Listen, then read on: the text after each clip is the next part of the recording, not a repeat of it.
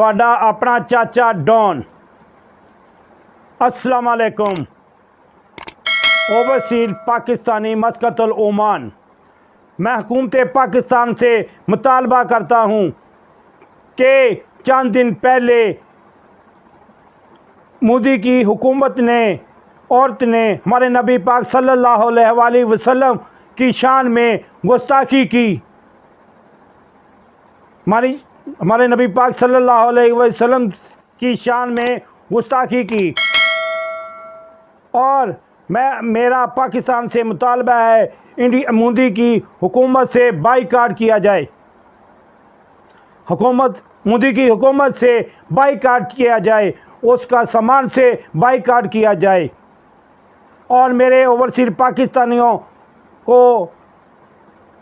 पाकिस्तानियों को मेरी रिक्वेस्ट है कि इंडिया का कोई भी ब्रांड है उसके साथ बाइकाट किया जाए। हमारे नबी पाक सल्लल्लाहु अलैहि वसल्लम की शान में गुस्ताखी की है। मैं उस औरत का नाम नहीं अपनी ज़बान पे लेना चाहता, लिहाजा मेरी पाकिस्तानी ओवरसीज पाकिस्तानी से रिक्वेस्ट है।